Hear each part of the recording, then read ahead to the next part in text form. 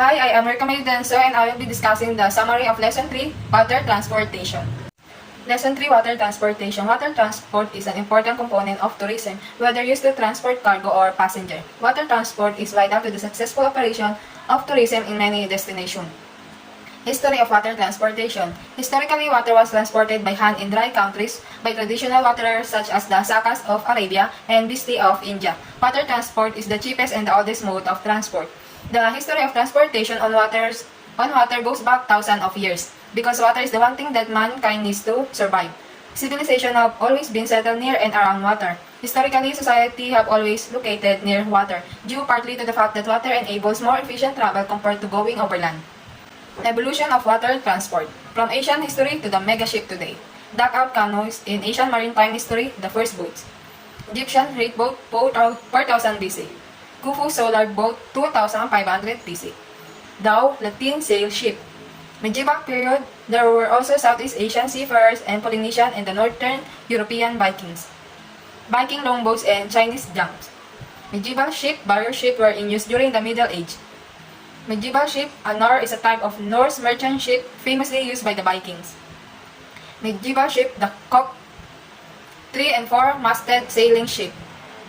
SS Savannah, SS Great Britain, the Zoroaster, 1870.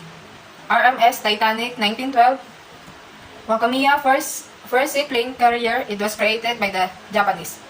Modern passenger ships, modern warships, and last, modern cargo ships. Categories of water transportation: inland water transport and ocean water transport.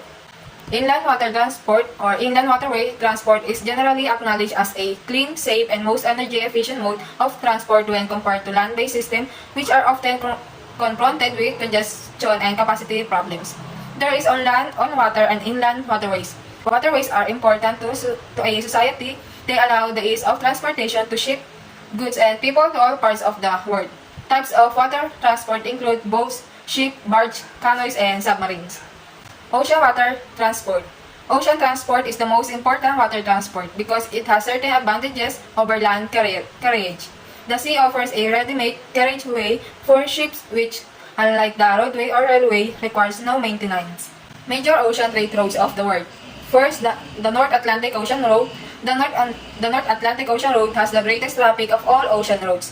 Next, the Suez Canal or Mediterranean Asiatic Road. This road is second to the North Atlantic in respect of volume of traffic. Third, the Cape of Good Hope Road. This road was the subsidiary alternative to Suez Canal Road, but because of its long and circuitous journey, was avoided by most of the shipping companies.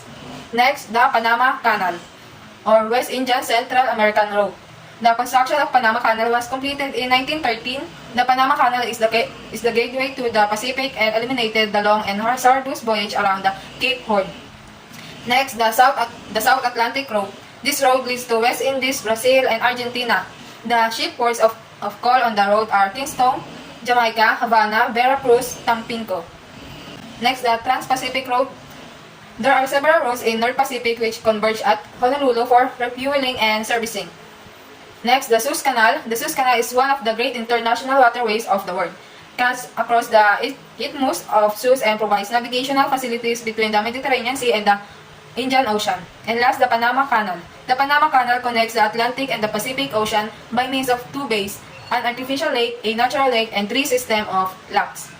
There are 5 types of water transport. 5 major ship types of sea transport used for freight. First, the bulk carriers. Second, the general cargo ships. Third, the container ships. And next, tankers. And last, the barge. And here are the water transport operators in the Philippines.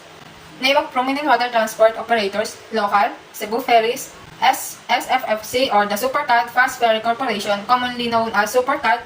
It is now part of To Go Travel. Next, Super Ferry, WGNA, largest ferry companies in the Philippines. Next, Negros Navigation or NINACO was one of the oldest domestic shipping companies in the Philippines. And last, the To Go Travel is one of the largest premier sea travel provider in the Philippines. In terms of travel and tourism, water transport refers to the movement of passenger and goods via water. Water transportation is the intentional movement by water over large distances.